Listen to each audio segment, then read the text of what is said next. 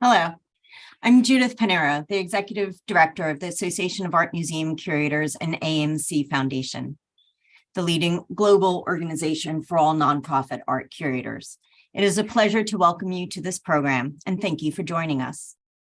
The AMC Foundation offices are in Manhattan in New York City in the United States, with the team often remote in both Manhattan and Brooklyn in New York City, locations situated upon the unceded, seized territory of the Lenape and Canarsie peoples and benefited from the economies of enslaved peoples and the labors of African-descended captives. We owe our existence and vitality to generations from around the world who were brought here against their will, drawn here to escape persecution, and some that have lived on this land for more generations than can be counted. We pay respect to their communities, past and present. This acknowledgement asks us each to consider the many legacies of violence, displacement, migration, and settlement that brings us here together today. AMC and AMC Foundation is dedicated to an environment in which all individuals are treated with respect and dignity at our programs, virtual and in person. Each individual, attendees, speakers, and AMC Foundation staff and leadership, and AMC itself all have the right to be in a professional atmosphere that prohibits discriminatory practices, including harassment and negative communications. Our full code of conduct policy for all our programs, as well as the outlets to make a direct or an anonymous report of a violation, is being placed in the chat feature. We are grateful to our attendees for making space in their schedule to join us. I want to also acknowledge and welcome the AMC members here today and express our gratitude to them for their dedication in being part of our community. We give thanks to our speakers for sharing their experiences and knowledge. Today's speakers, Alyssa, Tamina, Ross, and Miles, are current fellows in our engagement program for international curators supported by the Art Fund, and I am very much so looking forward to learning and listening to them today. Thank you again for joining us. And now to begin our program. A very warm welcome to our friends far and wide. I don't want to spend too much time on introductions, but I do want to give a special thanks from all of us, me and my panelists, for you spending a portion of your day with us today. It is really quite a pleasure and a joy to be the moderator of this discussion. And you are our gift today. So please feel free to gift us in return with your questions by using the Q&A module. I'll be keeping track of them and leaving time towards the end to answer those that we receive. As you read when you registered for the event today, our conversation is itself a reimagined gift exchange of art and objects based on the needs or interests of each of our individual curatorial praxis and our museums, missions, and communities. The four of us were brought together by AAMC Foundation's engagement program for international curators. And when thinking of a discussion topic that could encapsulate the experience, as well as the relationships we formed, we thought, what could be more engaging and representative of our cross-cultural exchange than presents? Those we'd want to give and that which we would want to receive. And speaking of gifts, our gifters and recipients today are Tamina Goskar, Art Fund Headley Fellow at the Museum of Cornish Life and Postdoctoral Research Fellow at the Decolonizing Arts Institute, as well as Director and Curator of the Curatorial Research Center, an agency she founded in 2018. And yes, that is all one person. We have Ross Jordan, Interim Director and Curatorial Manager at Jane Addams Hull House Museum. Ross also brews his own mead, which I think is exceedingly important to list in his accomplishments. And there is Miles Greenwood, Glasgow Museum's first curator of legacies of slavery and empire, a person who I'm honored to have been partnered with and would be so bold as to now call a friend. And then, of course, there's me, Alyssa Velasquez, Curatorial Assistant of Decorative Arts and Design at Carnegie Museum of Art. Before I turn the mic over to these glorious individuals to tell you briefly about themselves and their institutions, I did call out that Miles was my partner in this year's program. So if my previous slide with corny airplane graphics didn't give it away already, the pairings were Tamina and Ross and Miles and myself. So for everyone's clarification and for the rest of the gift-giving party to make sense, the resulting hypothetical object loans are between Miles and specifically for this exchange between Kelvin Grove Art Gallery and Museum and myself from Carnegie Museum of Art. The second set is Tamina through the Museum of Cornish Life, and Ross by way of Jane Addams' Hull House. So panelists, friends, all our participants can read your full bios on artcurators.org. So I was wondering if instead you could give us a brief synopsis of the collection or institution that you work within, but perhaps most importantly, the work you're most focused on doing with said existing collections. For example, CMOA was founded in 1895 by the Scotsman Andrew Carnegie, and we are geographically connected to the Museum of Natural History. So visitors to the museum can wander through galleries of contemporary art, photography, architecture, dinosaurs, and decorative arts and design. What I've been most focused on during my tenure is flipping the decorative arts and design script for it to be readable, not just by connoisseurs, but by everyone. So making a chair and all its complexities relevant to audiences today. So that's a little synopsis of the institution, but also the role that I am most interested in playing within it. I'm going to keep going clockwise of the images of us on the slide. So Miles, would you briefly introduce your place of work and your own work that you do? Thanks very much, Alyssa. Yes, my name is Miles Greenwood. I work as curator of Legacies of Slavery and Empire at Glasgow Museums. So Glasgow Museums is a local authority museum service that actually covers several museums, but our flagship museum is Kelvingrove Art Gallery and Museum, and that building itself is deeply connected to histories of transatlantic slavery and British colonialism, like the wider city of Glasgow. So a lot of my work explores ways that we can engage audiences in a conversation about those histories and consider what we might need to do as a building, as a museum, but also as an overall museum service to better address those histories for visitors in the future. Thank you. Tamina, would you like to go next? Yes, thank you, Alyssa, and also for your really, really beautiful introductions. My name is Tamina Gosgard. Today I'm mainly going to be wearing my Museum of Cornish Life hat. I promise I am just one person. Our museum opened in 1949. It's in a very rural town of Helston in the south of Cornwall. I live in Penzance, where I'm speaking from today. Our collections are mainly based around social history, including agricultural collections, folk art, lots of domestic wear. We call our collection really for folk, by folk.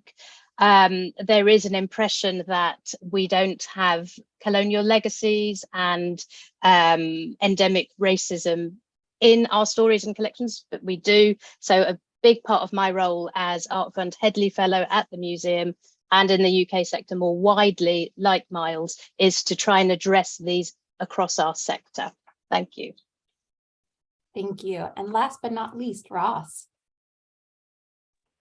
Yeah, thank you, Alyssa, for those great introductions. I love them.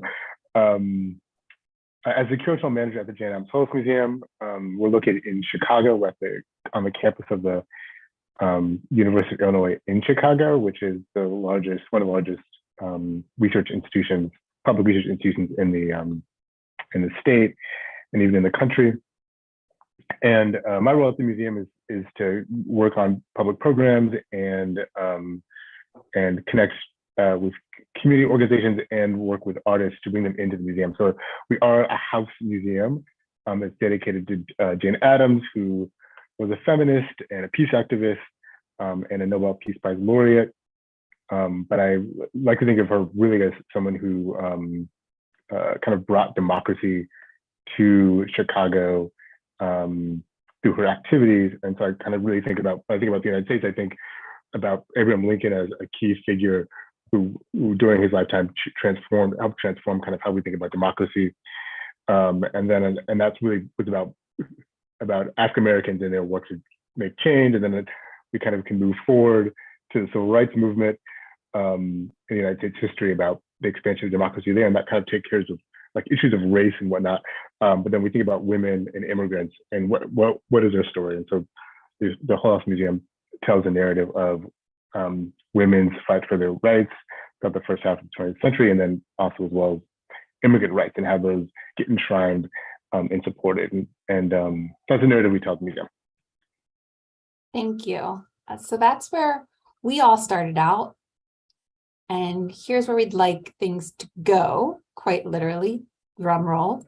Gift giving, starting by Glasgow's gift to Pittsburgh and what Glasgow would like in return. I'm going to turn the mic over to Miles. Thank you very much, Alyssa. So when I visited, I'd also say my friend Alyssa in Pittsburgh. I suppose the main thing that stuck out for me was actually the familiarity of the city, which may or may not be what you want after traveling 10 hours on a plane. And even though these two cities do very much look different at times from like an optical perspective, Glasgow and Pittsburgh are both very much cities rooted in industry. For Glasgow, its primary industries were textiles and shipbuilding, and for Pittsburgh, it was steelworks and coal mining.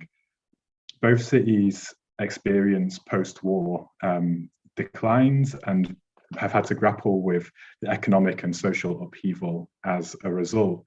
So I wanted to pick an item that spoke to these histories and their legacies, where they might be connected, exist in parallel, or differ. But I was also interested in Andrew Carnegie's Scottish heritage and migration to Pittsburgh to tie in our institutional histories with our civic histories. So I chose the following painting, which should be on the next slide. Yep, there it is. It depicts Glasgow Cathedral from the necropolis, and for many Glaswegians, it will be quite a familiar sight. It was painted by someone called John Adam Plymmer Houston in around 1840. My initial attraction to the painting was because it shows Glasgow at the height of the Industrial Revolution. Slavery in the British colonies was abolished in the decade before it was painted, but cotton that was picked by enslaved people in North America is still being imported to Glasgow, providing the necessary raw materials to fuel one of Glasgow's key industries at the expense of human lives in places closer to Pittsburgh.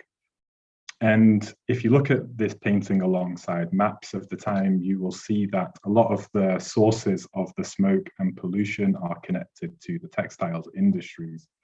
And for me, it's a visible reminder of the impact of industry, colonialism, and slavery on the climate crisis that we are experiencing today, and people are obviously speaking about right now at COP27.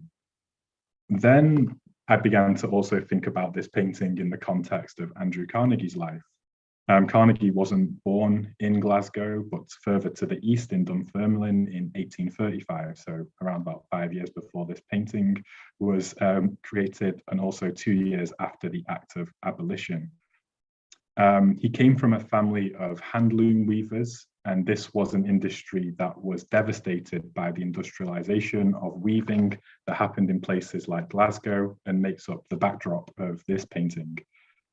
And this is what pushes Carnegie and his family to leave Scotland in search of a better life in America, alongside so many others who were making the same journey for similar and different reasons. And so in 1848, Carnegie applies for passage on a ship from Glasgow to New York.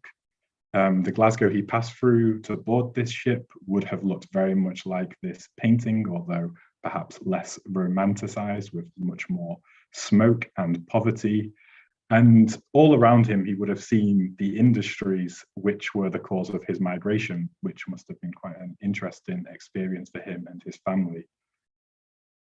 But when I was sort of like looking more into his journey, I found the advert for the ship Carnegie boarded, and it said to apply to J and A Denniston for passage. And this was a bizarre coincidence because J and A Denniston was a company that traded into cotton and tobacco from America and arranged for cargo and passenger ships between Scotland and America. It was headed up by a merchant banker and very likely owner of enslaved people called Alexander Denniston. I say likely owner because basically he's represented in the database of people who claimed compensation when slavery was abolished.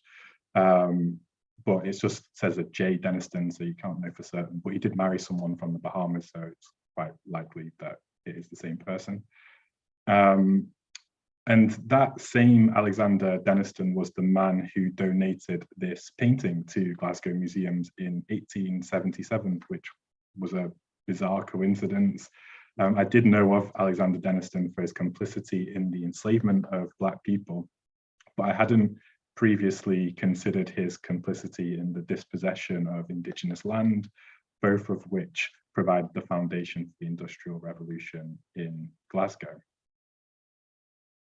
And to go to the next slide, it wasn't at all easy to pick one item to speak about because the Carnegie Museum of Art and its neighbour, the Museum of Natural History, contain plenty of very beautiful and interesting items.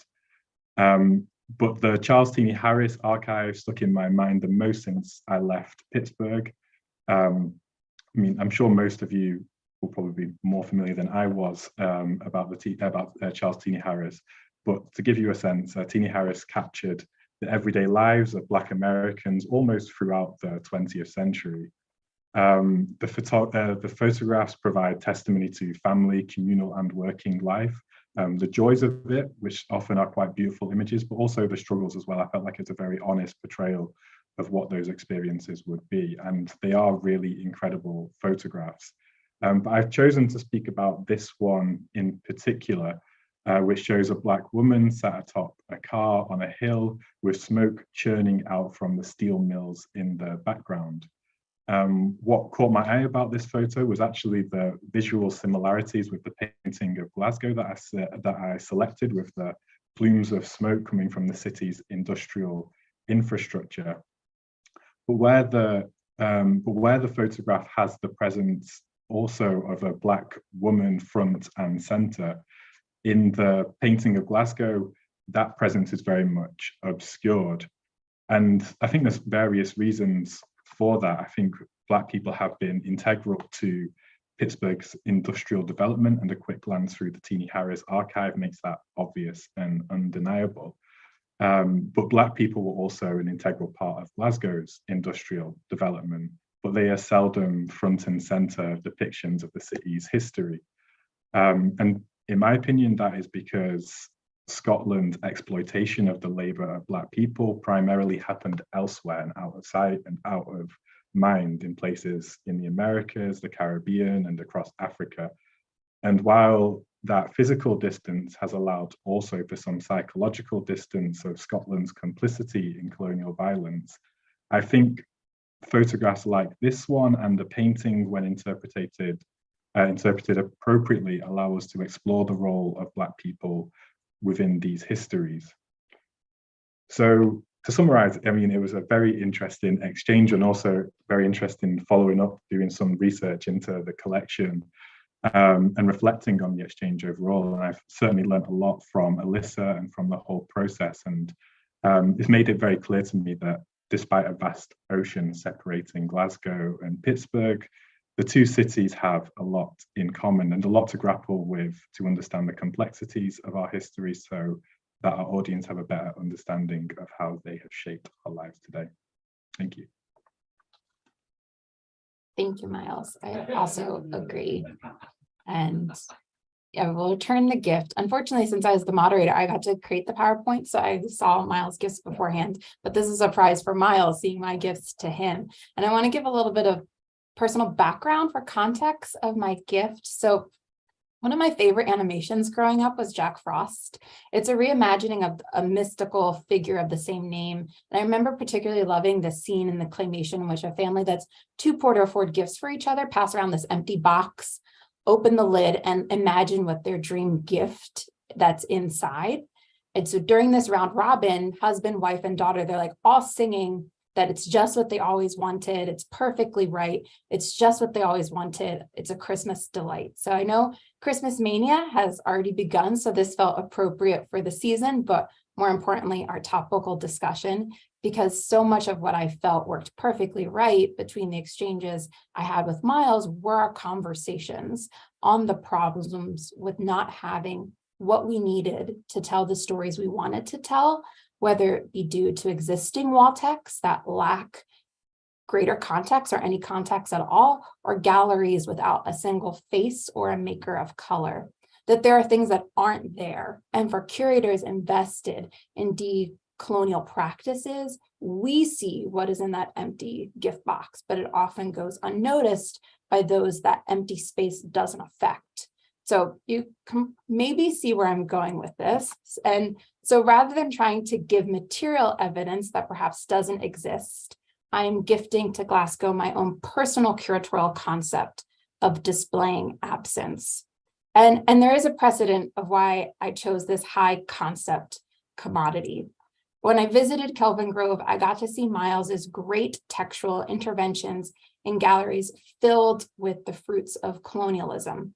My gift is meant to push and hopefully inspire the great work Miles is already doing to be even more bombastic in exhibition halls full of stuff by leaning into the unsightliness of gendered and colored label racism and gentrification that exists within a museum of empire. This is something I myself have been wanting to do for a long time now, to create holes in existing narratives by leaving the holes intact and potentially even allowing visitors to work with the museum to lose themselves in those empty spaces and open questions. And so then on the flip side of that highly conceptual theme and that which is unseen, when Miles came to Pittsburgh, one of the few images he took in our decorative arts and design galleries was actually of a label, this label. It's one of many in our permanent collection space entitled Extraordinary Ordinary Things, curated by Rachel Delphia, the Alan G. and Jane A. Lehman, curator of decorative arts and design, and myself, that opened in 2021 and marked the first use of appropriation in our galleries.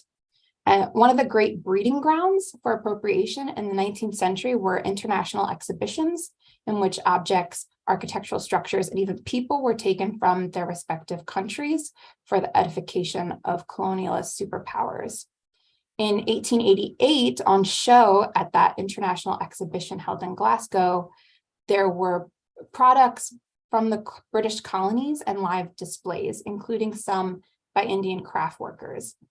And not just content with seeing them at work, there's the story that one local reporter actually managed to gain access in their living quarters and rather intrusively provided detail on their bathing habits. But that is definitely a bigger talk for another day.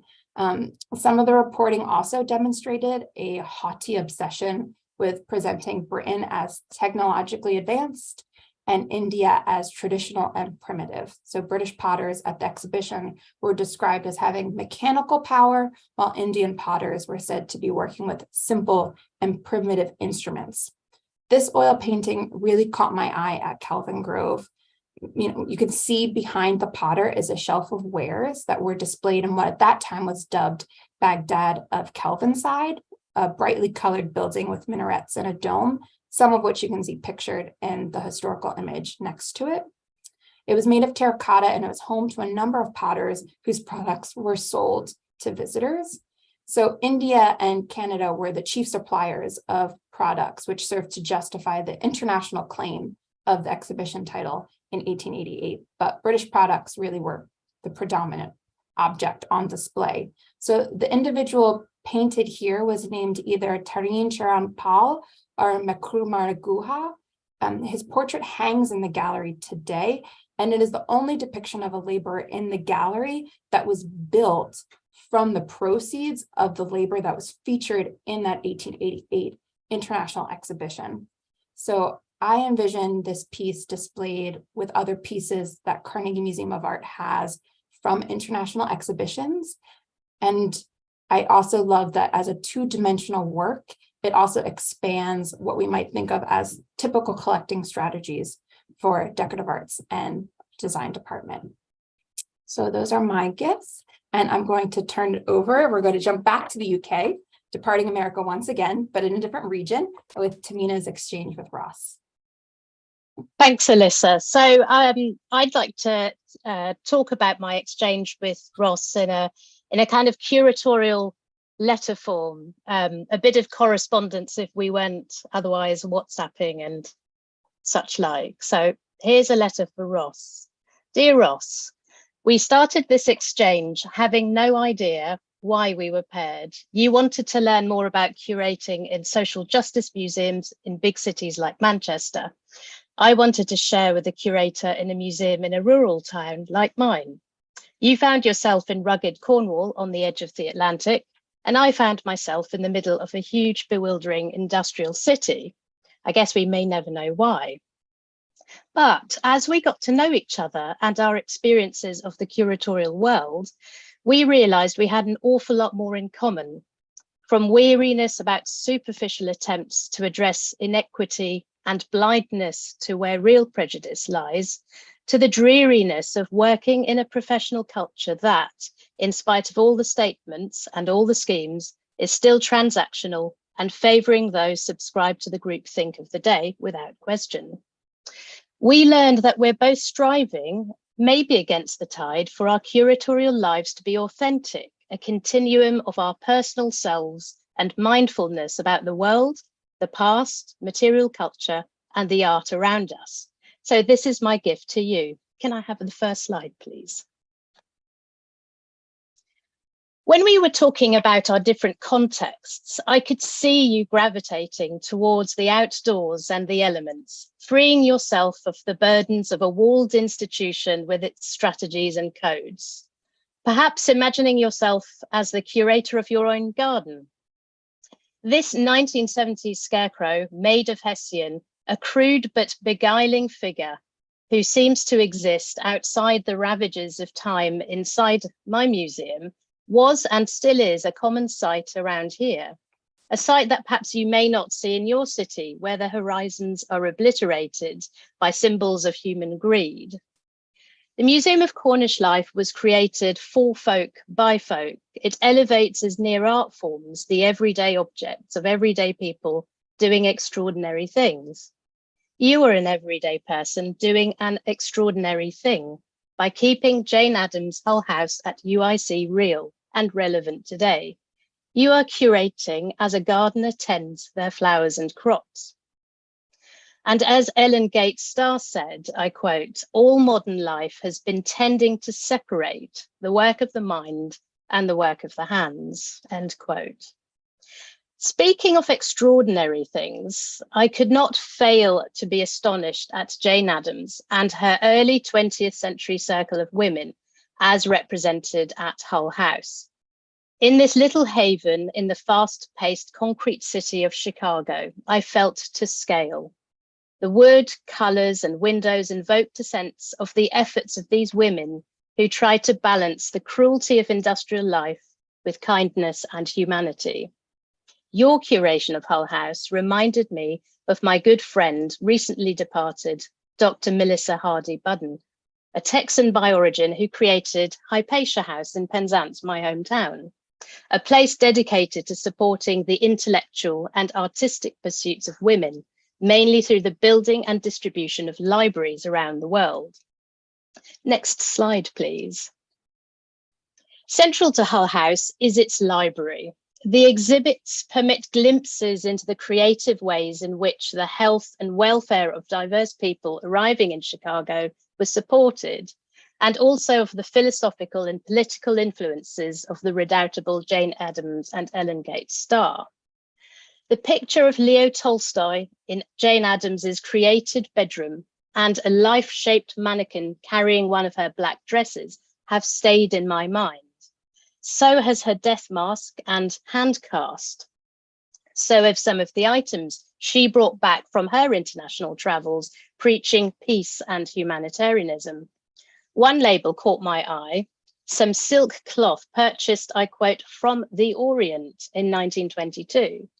And this reminded me that imperialist views of the world also shaped the minds of those fighting for peace and justice at the time. And so back to the library, I was drawn to this book, A History of Imperialism by Erwin St. John Tucker, published in 1920. Tucker was an Episcopal priest from Alabama who became a social activist in Chicago, roughly at the same time as Jane Addams. Sat in the Hull House library, I felt compelled by the book's range. Part 1 covered ancient imperialism, and it went from modes of domination from centers in Egypt to Persia to Rome and more besides. Part 2 then focused on modern imperialism, still being lived, went from Islam to Spain to England and finally to America.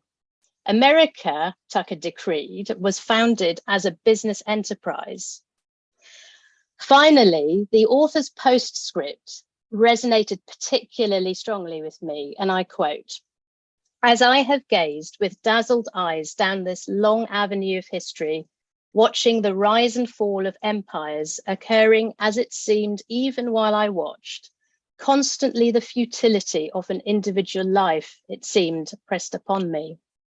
In far-off Babylon, what mattered one man, more or less, and what availed his extremist efforts upon those huge currents of trade and war, which seemed to bear men as the Gulf Stream bears torn seaweed." And finally, a parting thought Tucker gives, and I quote again, "But what good were the empires and all their wreck and wars and the agony of them all? What good were the churches whose gospel was wrenched and wrested to sanctify these ceaseless rivalries?" End quote. These thoughts from 102 odd years ago reminded me of the words of an author and activist, Arundhati Roy, who recently said, I quote, "The project of domination is ongoing." So as we continue to work in an increasingly polarized world, in an increasingly polarized sector, the silencing and misrepresentation of dissent continue. Even in discourses promoting equity, justice, and decolonization, the age of imperialism is still with us, and the project of domination is continuing. However, I end, dear Ross, with a hopeful message. As curators, we have the power of longevity, of leaving our messages to the future in the art and objects we collect, interpret, and preserve. So maybe when the age of webinars ends, our scarecrow and book will still be there. Lots of love, Tamina. Thank you. Thank you, Tamina. And for the final gifts of this session, we end in Chicago. Oh, thank you, Tamina. That was lovely. This is great. So my exchange with Tamina Gaskar of the Museum of Cornish Life was unexpected, as she mentioned, and very fulfilling engagement. Being prepared with a museum in a remote location with more homogeneous population is very different from Chicago and the context in which Jane Addams, the namesake of my museum, lived and worked. My exchange with Tamina, visiting the Museum of Cornish Life and learning about the innovative approaches she has developed in her curatorial work was actually an inspiration. And our collaboration across rural and urban contexts was a rich dialogue that I'm looking forward to continuing. Jane Addams Hall's museum is dedicated to the movement of people, particularly women, who work to alleviate the social injustices and inhumane conditions in newly formed urban centers like Chicago during the Progressive Era. Out of these efforts in cities rose an international movement that advocated for women's rights, women's suffrage, the equal rights and welfare of children, women, and immigrants. This advocacy eventually galvanized the world's first international peace movement on the eve of World War I. And for her advocacy for peace, Jane Addams became the first American woman to win the Nobel Peace Prize in 1931. So she's most well known for that. This is, I guess, just an image of the museum in Helston, which is just lovely and perched on this like kind of impossibly beautiful area in this small town. Anyway, it's a great shot of the front of the museum. And every museum should have an entrance that's just this gorgeous. Okay, you can go to the next slide. This week at Hull House Museum, we're reflecting on World War I and the end of World War I. And this is kind of in keeping with the shown there's another war in Europe. And so reflecting on previous periods is something important. The end of that war, World War I, began with the signing of an armistice between the Allied nations and Germany on November 11th, 1918, which is the anniversary coming up. World War I helped to galvanize women around the world to advocate for peaceful ends to conflicts. And the Armistice Day, November 11th, is a day to focus on the beginning of that international peace movement. Jane Addams herself used accounts from soldiers and their families to reveal the horrors of war. Hers was an effort to convince political leaders that wars fueled by nationalism, hubris, and ego only serves to hurt women and children, as well as those sent to fight. In the Museum of Cornish Life, I was intrigued to see a similar approach to the display. You can actually keep it on that letter image. Thanks. I was intrigued to see letters detailing the experience of soldiers from Cornwall. Currently at Hull House, we don't have a similar approach in our displays. This is something, basically a gap in our own displays. And I was inspired by the everyday approach to telling the stories of the first global conflict that matched Jane Addams' own efforts to effect change. So I like to think that Jane Addams, on a visit to the Museum of Cornish Life, would appreciate letters that were included in exhibits there. So I thought I would be fitting to read one of these letters from a World War I veteran that I was drawn toward at the museum during my visit in Helston.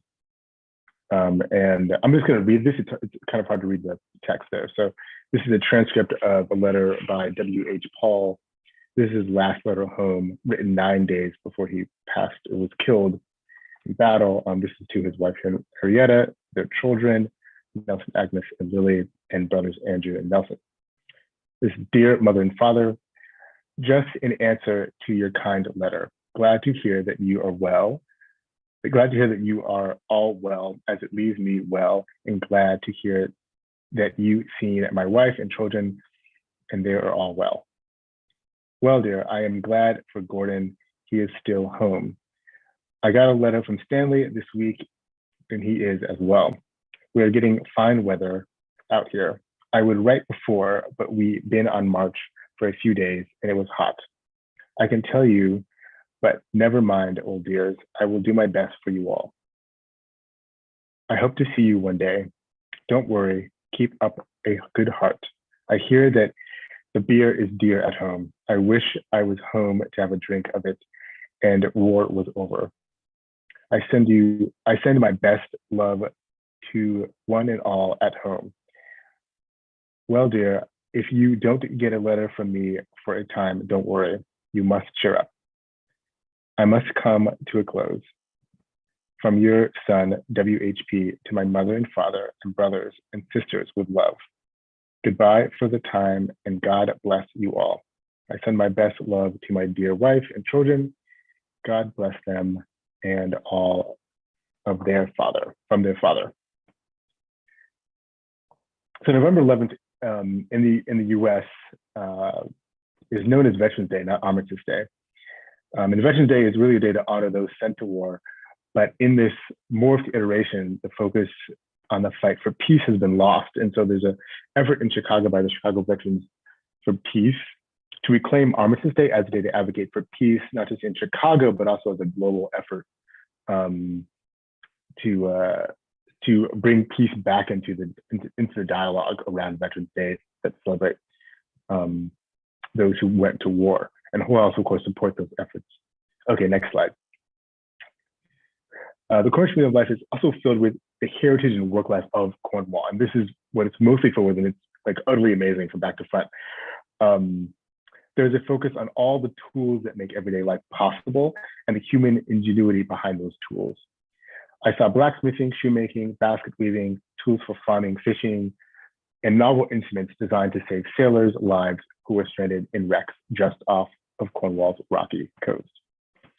When visiting Hull House, I noticed Tamina was struck by how Hull House reformers supported the rights for workers to unionize and champion how everyday work and art making imparted learning, dignity, and the space for human creativity.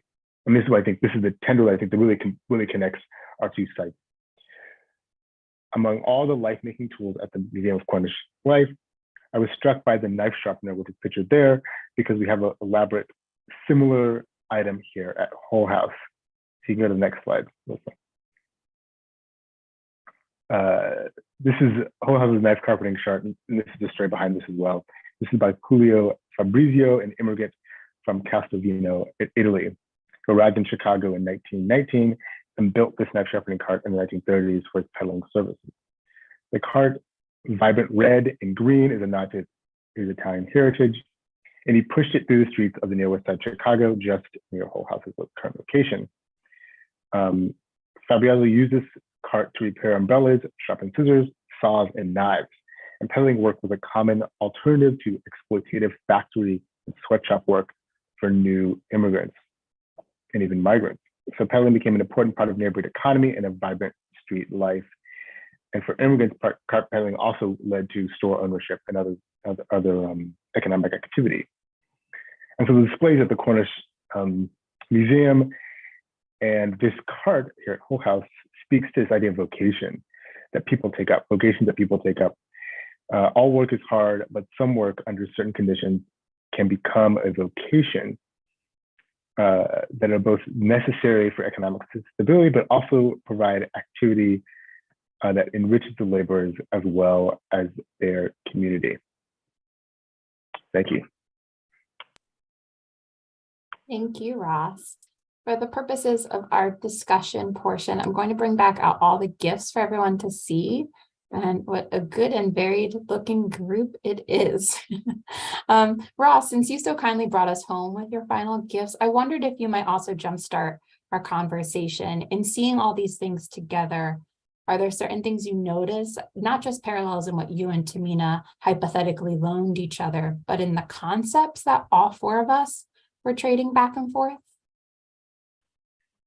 Thanks. I mean, I'm really struck by like tattoo is the notion of what people see and can't see, what's visible and what isn't visible, right? And what was interesting about visiting the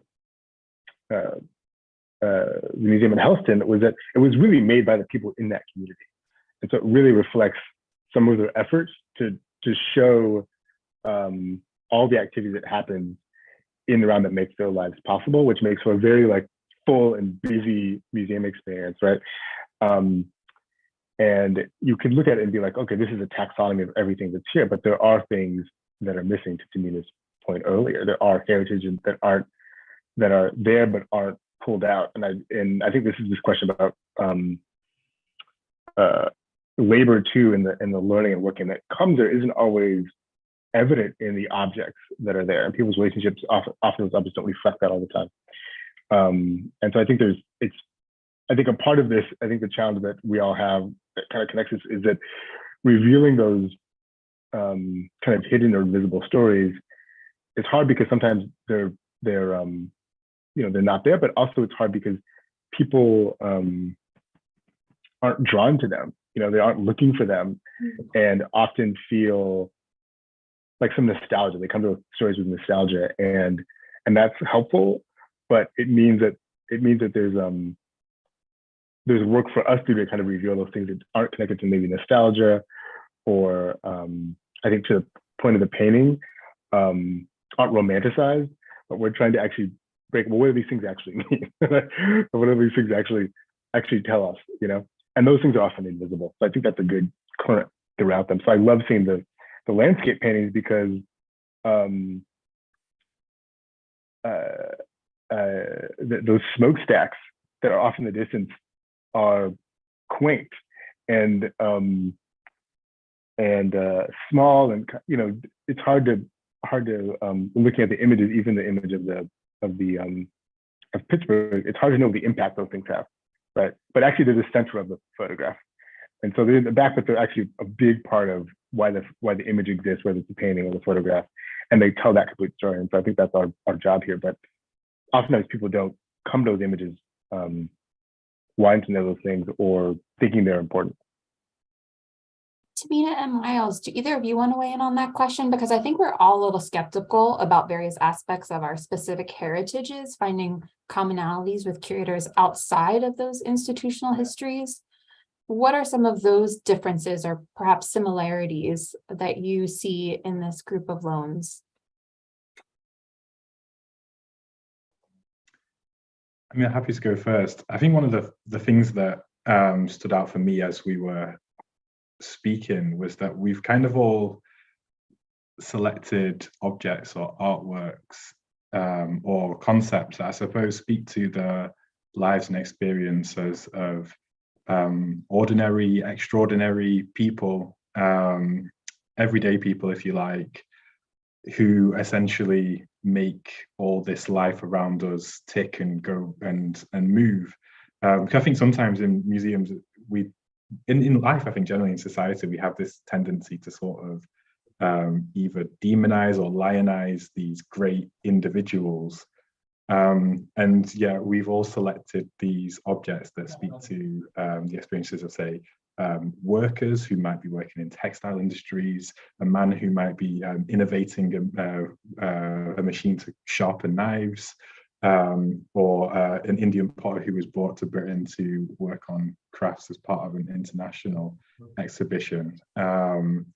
And these are often incredibly important stories that we don't always represent in museums necessarily, particularly grand museums like Kelvingrove, that are sort of symbols and celebrations of empire. And I think that sort of, I also like how then the empty case kind of can tie all of that in, you know, speaking to some of those things that we aren't addressing. And it was actually a conversation I was having with a colleague the other day, in that sometimes we do just need visitors to stop and think about what's not here and what should be here. So I think yeah, there's lots of things that tie this all together, and I think it's a really interesting collection of objects. I'd almost like them all to be in one museum together, with all of us working together on them as well.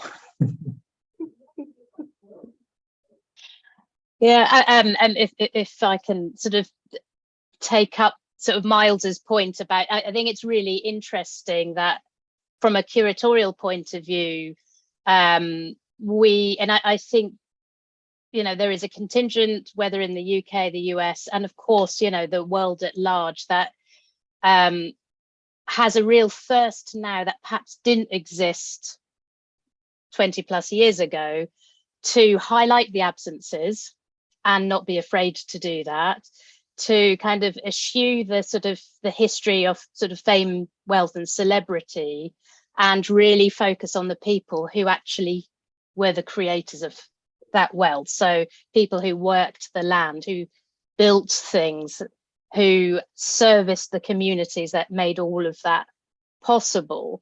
And it's quite a relief to work in a sort of cohort of people who have a very sort of, in that sense, a similar sort of critically engaged take on art and material culture in our museums. I think what's interesting is institutionally, when we've discussed together, that can be quite difficult to express. So I'd be interested also perhaps to get some reflections, or maybe even hear any comments from those tuning in over what we as curators have the power to do and can do, sort of in spite of the institution and the sort of the sectoral pressure that may be pushing us in a different direction to the one we may wish to go in. Yeah. Yeah, and I love about this concept, and you're also tuning into it with your response to Mina, that the act of gifting is another form of communication. And I even love that your form of communication with the webinar was a letter. So in this exchange, we're all saying something in our gifts about place, a person, or a formed relationship through these material exchanges of material culture and art. I'm curious, Tamina, where do you see the dialogue between you and Ross moving beyond the time frame of the EPIC program? I think it might involve Mead, but for a very good reason. So one of the things that sort of was, I think once we got over the, you know, what usually happens in any professional relationship, you try and establish what you have in common and what the other person's sort of interests are, perhaps beyond the scope of, you know, why you've been put together in the first place. And I think what I think will be interesting in terms of maintaining our relationship is this kind of to constantly be striving for this authenticity in our curatorial approaches. I mean, we both work in small museums, so small in physical size compared to ones around us, small in terms of members of staff and team. So the team I'm in at the Museum of Cornish Life is, you know, apart from one person, we're all part-time. There's only 5 of us. We rely on a huge bank of volunteers who also form part of a very critical community for the museum. So a lot of our conversations have revolved around how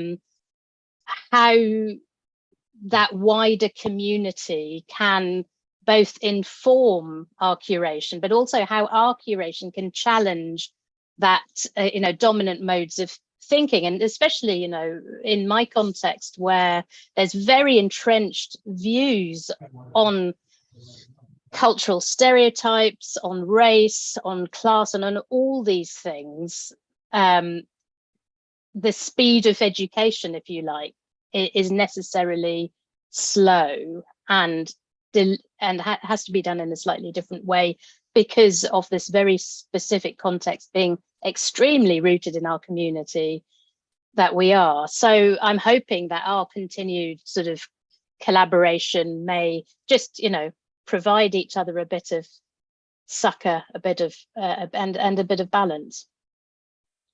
Yeah, and I do want to champion for those that are tuning in to Mina's question about the compartmentalization of our curatorial practices within institutions and questions or comments about that Russian nesting doll.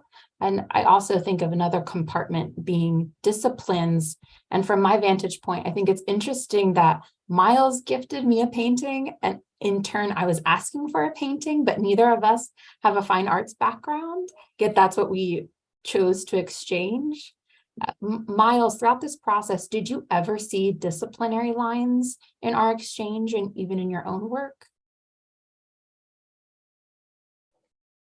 I try not to, I suppose, because in some ways my role is slightly bizarre in that I don't have a specific collection area. So in some ways I'm always complaining about these artificial boundaries that are put up between collections, and it can be seen in both of our institutions quite clearly. Like in Kelvingrove, it's kind of separated into what's called life, and essentially that focuses more on like human history and natural history, and then expression, which is more focused on art. And yet what is termed world cultures, still a problematic term, is in the human history, because that's not art, but there's European art in the expression section, and also in the Carnegie Museum of Art, and even that entire separation from the Natural History Museum, which will contain what are more considered world cultures or anthropological collections, and these sort of like strange distinctions that we exist in and navigate with within museums is always quite bizarre to me. So it was quite refreshing, I think, to work with you and to sort of compare and contrast our curatorial practices, but also find similarities and interests within them, but also even beyond them. Because I mean, linking back to your previous question that you put to Tamina about what could be the future of our collaboration and conversations going forward, one of the things that we spoke about quite a lot was creative writing. And it's always slightly strange that we kind of separate these parts of ourselves. You know, our day job is curating, and then we do these things outside of that. Like for us, it was writing. You write plays, I like to write short stories and try to write longer things, but fail often. But I was interested in the conversations we're having about, well, what is those relationships between those two parts of ourselves? And it's made me reflect on how can those more creative parts of ourselves, I say creative because curating is very creative as well, but like the things that like creative writing, which we both love and enjoy, how can that be incorporated into our work? And I think those are things that I'd be interested to explore going forward as well. Yeah, I'm curious, we kind of talked about what the conversation will be post this partnership, post today's program. But what have each of you taken away from this experience? I say that because it's a very physical talk that we're having today about objects, images, texts. So what have you physically taken away from the theme of the talk, but also those immaterial things that you've taken away from this experience?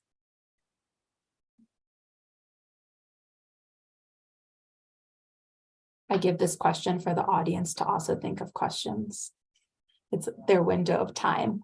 Yeah, I'm happy to set that off. I mean, I think one, it's just great to work with a group of curators who, like to Mina's point, who are thinking about how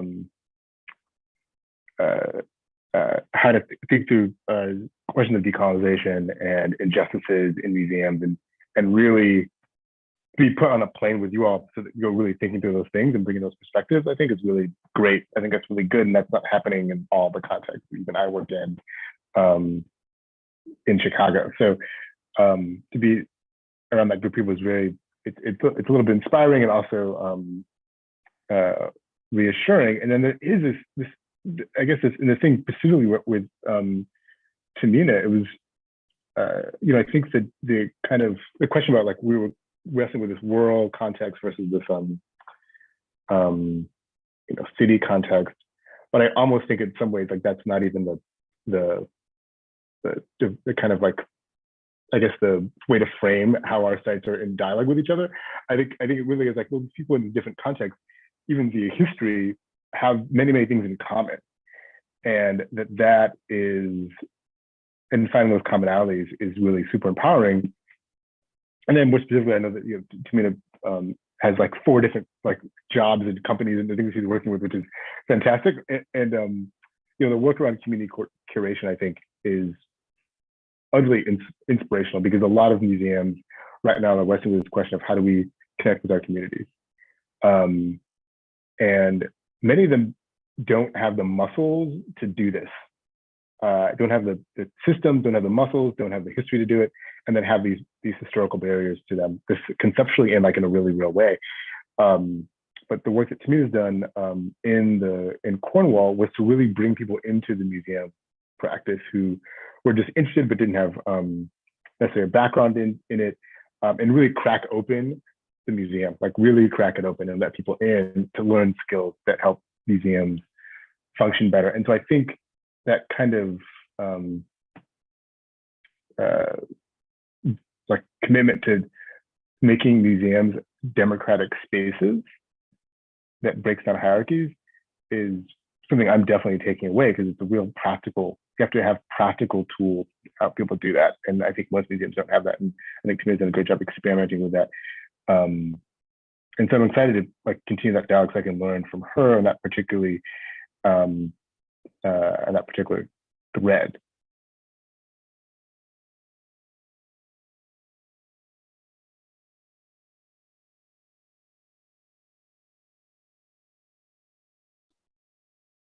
Shall I follow that? I mean, I think what also has been interesting, as Ross has raised, and also as Alyssa, you and Miles have raised, there are different ways of doing things in a sort of curatorial sense that perhaps we feel restricted to do because of these institutional and sectoral kind of risk averseness, or whatever you want to call it, expectations. So one of the things that just my mind is percolating while I'm thinking and hearing what everyone has to say is I think it would be really interesting if you're a playwright and you're a short story writer, and Ross is a maker, and I like dabbling in all sorts of things, particularly music. It is actually, we often think of these creative expressions as being something, a community does in the museum, and we have to invite the community in and reach out to them, take a lovely photo of them in our galleries doing the lovely thing, put it in a report, and then job done. But actually, why can't we as curators also do that? I mean, Ross, you raised the Citizen Curators program that I ran for 4 years, from 2017 until 2021. I recently published an article kind of pretty, you know, laying it bare, the difficulties, the successes, and all of that, which I'm happy to share with anyone who's interested. But one of the things that worked very well was to start off with not this is what you need to know about the museum, but actually starting with the opposite question, which is,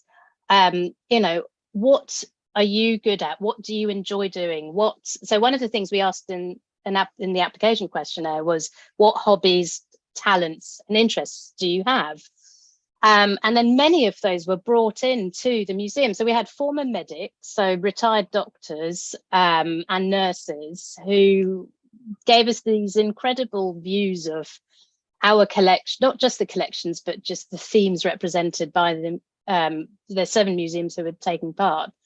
Through their eyes. We had farmers, we had artists of various kinds, and what I found interesting, and just in terms of the diversity of the different cohorts across the years, was this diversity of interest, you know, the stuff that people tend to hide when they apply for museum positions and things like that. So we end up kind of losing our creativity when actually, I think, especially to do difficult work like decolonizing approaches, anti-racism, all of that, it's incredibly, as Miles very recently at the Museums Association conference will have experienced, it's very heavy and it's very emotionally draining. So we need creative expression as curators. So I'm a big advocate of that, and I'd love it if we, the 4 of us, could perhaps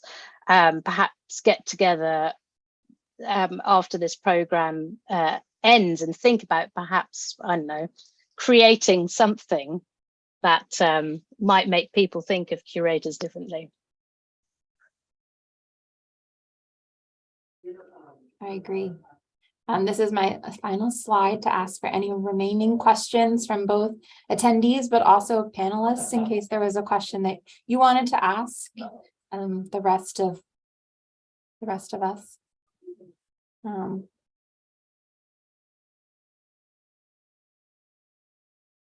I will also say thank you to Emma Hunek for the program and IT support, and also for Judith Pinero for that wonderful introduction in the very beginning, and for the support throughout the EPIC program. Just final notes of thanks for the individuals that you saw at the beginning, but also those that are behind the scenes that are helping support us through this process.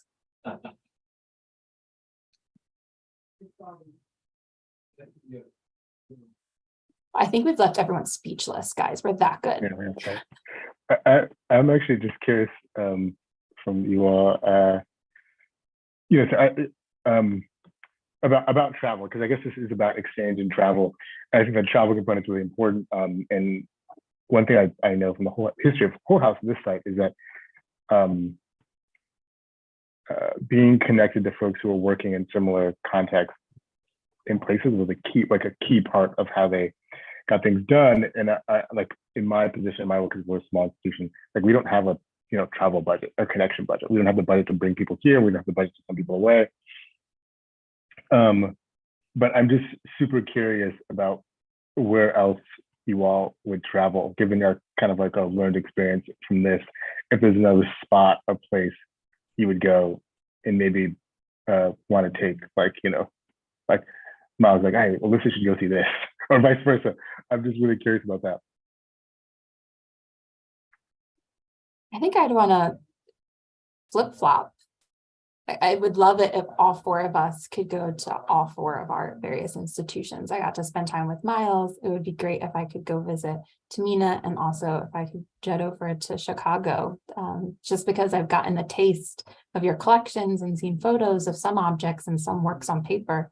But I think that would be on the top of my travel list, would be to go visit the rest of the lovely individuals that I've only been able to really see via Zoom. I know we had a New York trip, but that even itself was very short. And unfortunately, Tamina had to leave early, so we didn't even get to have mead all together in a pub. Yeah, that's so right. That's so true.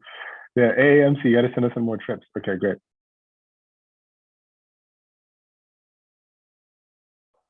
I would definitely second that. I mean, it's still quite shocking to me that I've been through this program with Tamina and I haven't been to Cornwall since I was a child.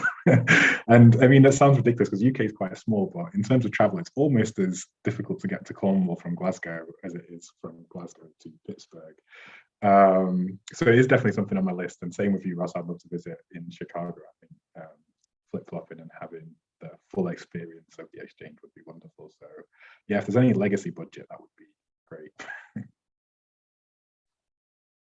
So I have been to Glasgow, but not specifically to visit Miles. Although, I mean, and everyone should know that particularly Miles's work has made such a difference. Maybe it's not had the kind of ripples through the sector that we all want, but for those of us who are working in the fields of critical curation, whether that's anti-racism, decolonizing, or anything else, it's just made a big difference. And to learn more, Alyssa, about your work and of course, Ross, I think it's really important for that sort of professional support. But just to go back to your question, Ross, I mean, it's difficult, isn't it? Because on the one hand, you have a sense of sort of responsibility about not undertaking international travel if you don't really need to. And that has rankled with me a lot, especially over the last few years. And obviously with sort of pandemic lockdowns and things, you have sort of time to think about whether I really need to fly halfway across the world to do this, especially when the people at the other end are just streaming or beaming in anyway.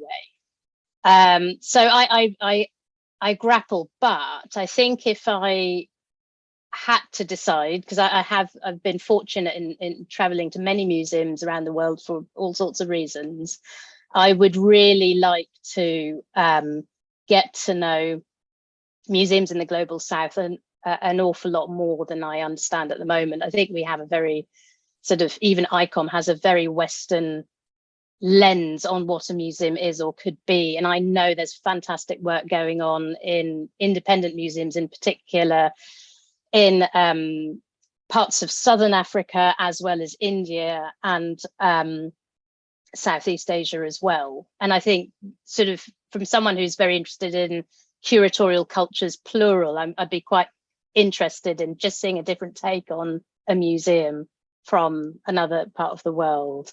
And of course, I'd love to see you all again in some place. Maybe we could go to a third place, a fifth place even.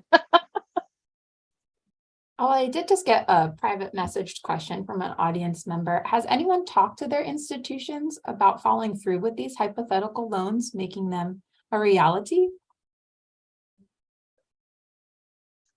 I have actually, and luckily, I'm fortunate to work in an institution that has a very progressive view of loans and uses of collections. So we very much see ourselves more like a library that can be used by the public and researchers. So Ross, it would be possible, and Alyssa and Miles, it would definitely be possible. Yeah, and I'm the interim director at my institution, so I have full kind of power over that, at least through January. So yeah, like I can take and send whatever I want. We just have just a limited space, you know. So always makes it tricky. And of course, since my institution was a settlement house for like 75 years before it was a museum, and so there's like people that have items from around the country that actually just mail me things all the time. So we just got a painting from someone I literally called up a couple of months ago and told them not to send this painting, and then they sent it anyway. So we're receiving things all the time that we have to kind of figure out what to do with. So it'd be nice to receive a gift that I actually want.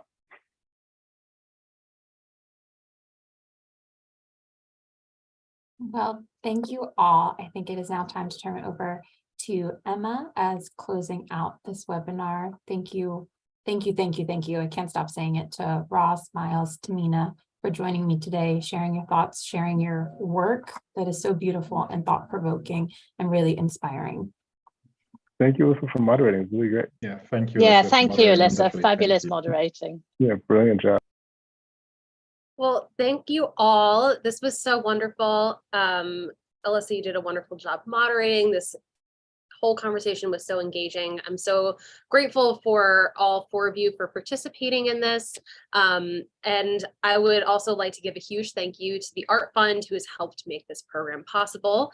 As our panelists have spoken, they're all part of our Engagement for International Curators program. And if you couldn't tell, it's been a very fruitful experience for all of them. If you are a curator and interested in applying for this program, applications are open now. So you can visit our website at artcurators.org. It's also posted in the chat feature as well as our mailing list. And, you know, I highly encourage you to check out the application and apply. It closes in January, but feel free to reach out to us if you have any questions. We're so grateful for all of you again, and thank you for attending the webinar. So unless anyone else has any other closing remarks, I hope everyone has a wonderful day, and thank you for attending.